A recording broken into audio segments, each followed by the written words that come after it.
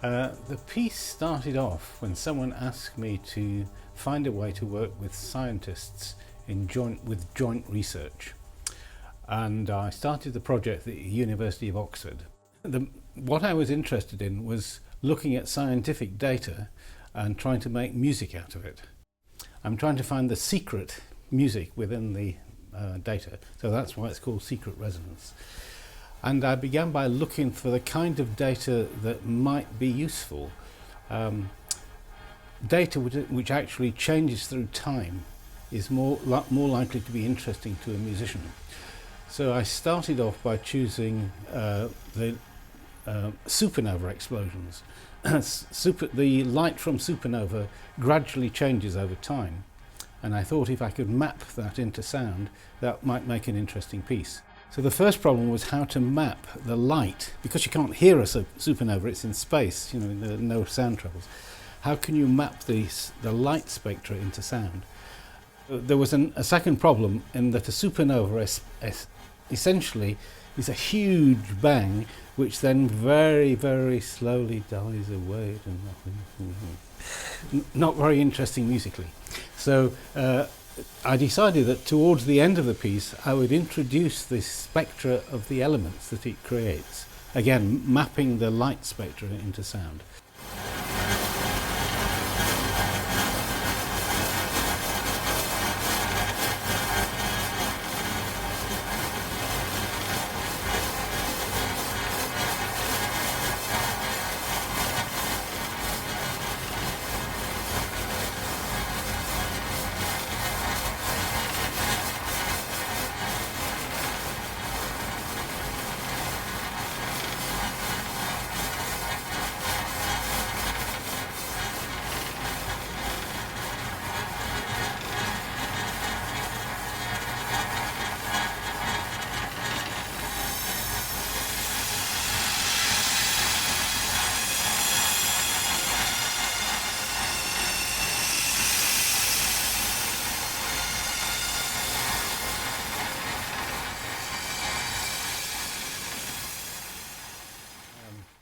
So in the second movement there are 4 parts.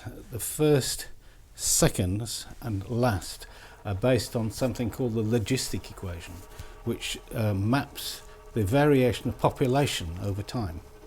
And the equation is a very, very simple model, but if you push the parameters very slowly, it gradually becomes chaotic.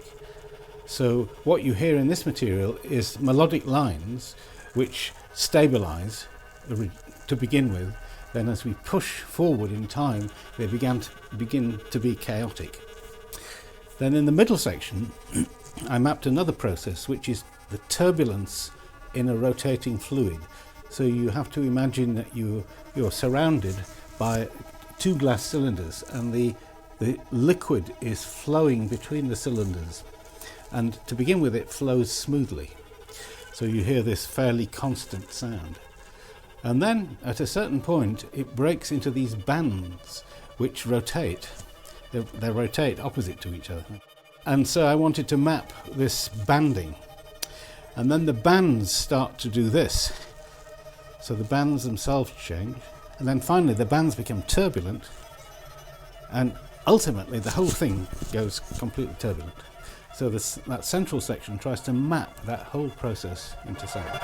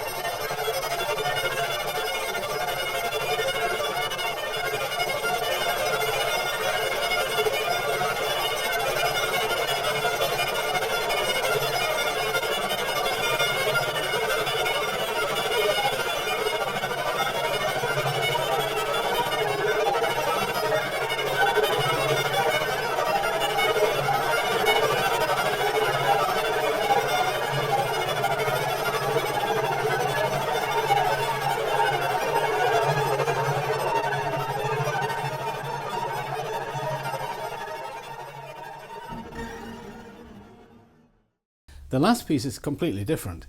I was contacted by people at the University of Edinburgh who are modelling, they're making what are called physical models of musical instruments, which are not physical models at all. They're computer models, but they try to use the real physics of the instrument to make the sound.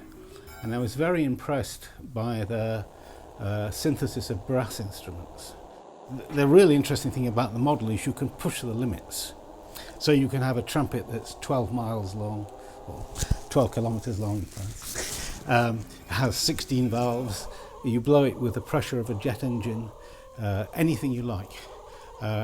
Sometimes no sound comes out because that's not physically possible. But things that are possible but unlikely or absolutely impossible with existing instruments can be done.